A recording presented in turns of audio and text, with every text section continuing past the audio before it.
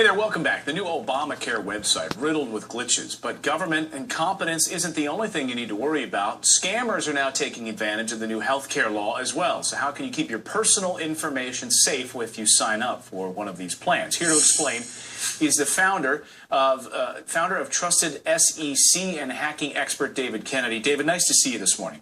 Great. Thanks for having me, Clayton. Appreciate it. So as people are signing up for these exchanges, what do they need to be worried about? What sorts of things could a hacker come in and swipe from them, personal information and such? Yeah, if you look at the type of information that's going to be on there, it's everything from your entire medical history, everything from when you're a kid to where you're at now, or whatever information that you provided for them, as well as your social security number, your home address, birth dates, potentially financial information for payments. Basically, everything that you would probably consider, sensitive as a U.S. citizen is going to be stored within this database and stored within this website. David, I have a friend who happens to be the head of security for Twitter. He told me a few months ago, he said, we spend years, that's our main focus, making sure that your private information is safe and secure. And that's what they lose sleep over. Do you think that the government does that with this website, with these websites for these exchanges? The answer to that is definitely not, and that's a strong definite not. If you look at the issues that they've had just with keeping the website up, it shows a much more larger systemic issue that this was rushed out of the door. There wasn't a lot of thought or architecture or infrastructure put behind it. I come from a very large background of working with large IT infrastructures, and rolling out into what we call production instance has a lot of testing and things like that. And so we. Sorry, go ahead. Oh, I'm sorry. I was going to ask you the question about how people are actually being infiltrated. Is it just by simply going to the website and putting their personal information, or are they phishing schemes where people are sending them an email saying, hey, we needed some more information from you, click this link, and we're stealing information that way?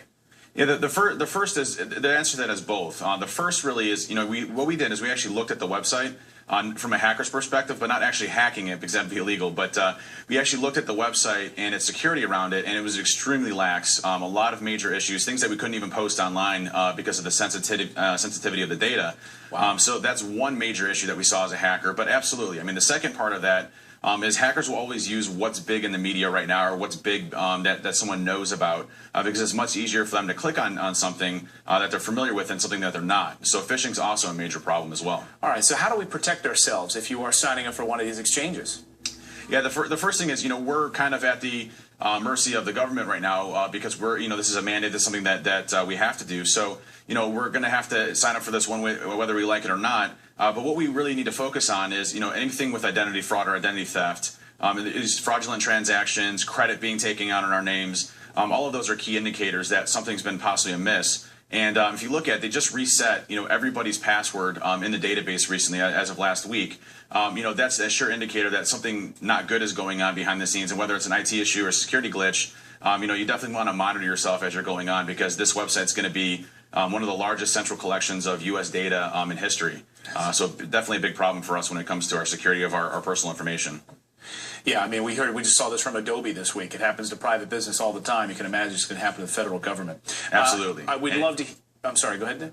Absolutely, and this website is riddled with security flaws. It's going to be the major front of attack for hackers, and it's already being attacked right now. All right, David Kennedy, hacking expert, thanks for joining us this morning from Cleveland. We appreciate it. Thanks for having me. And let me know what your thoughts are on this. I'm Clayton Morris on Twitter. Any questions you have, we will answer them here. From schools banning tag to doing away with